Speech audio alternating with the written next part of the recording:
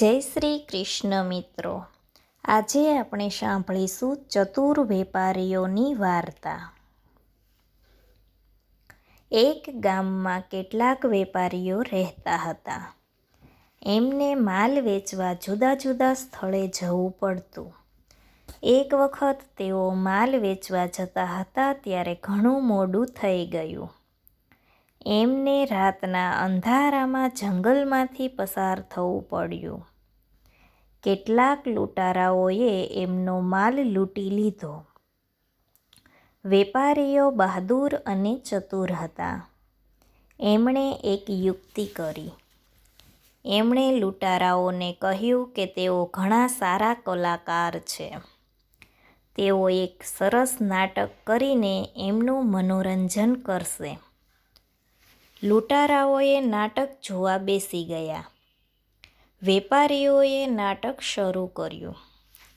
સૌ પ્રથમ એમણે ભરવાડનો વેશ લીધો અને ગાવા લાગ્યા। વેપારી કલાકાર આવે છે, ભરવાડનો વેશ લાવે છે। એમણે ભરવાડનો અભિનય કરીને લૂંટારાઓનું મનોરંજન કર્યું। પછી એમણે સુથાર, મોચી, લુહાર વગેરેના અભિનય કરીને લૂંટારાઓનું મનોરંજન કર્યું। લૂંટારાઓ મોજમાં આવી વેપારીઓ સાથે નાચવા ગાવા લાગ્યા। પછી વેપારીઓએ ચોર પોલીસનું નાટક શરૂ કર્યું। કેટલાક વેપારીઓ ચોર લૂંટારા બન્યા અને કેટલાક પોલીસ બન્યા। આ નાટકમાં એમણે બતાવ્યું કે પોલીસ આવીને લૂંટારાઓને પકડી જાય છે। વેપારી કલાકારો ગાવા લાગ્યા। વેપારી કલાકાર આવે છે, ચોરનો વેશ લાવે છે।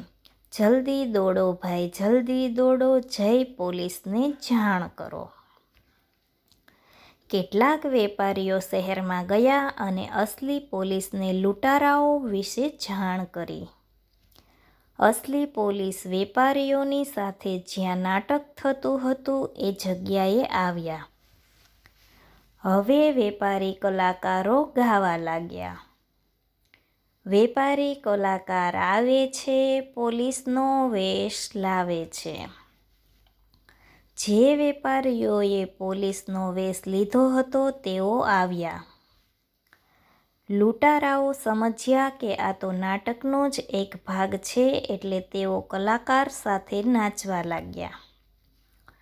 ત્યારે જ અસલી પોલીસ આવ્યા અને લૂંટારાઓને પકડી લીધા। હજી પણ લૂંટારાઓ એમ જ માનતા હતા કે આ તો નાટકનો જ એક ભાગ છે। પોલીસ લૂંટારાઓને જેલમાં લઈ ગયા અને વેપારીઓને એમનો માલ પાછો મળી ગયો।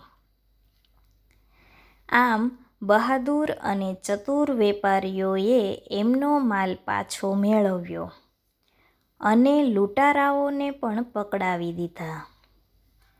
આપણે ગમે તેવી ખરાબ પરિસ્થિતિમાં પણ ગભરાવું ન જોઈએ। આપણે બહાદુરીથી પરિસ્થિતિનો સામનો કરવો જોઈએ અને ચતુરાઈપૂર્વક સાચા નિર્ણય લેવા જોઈએ।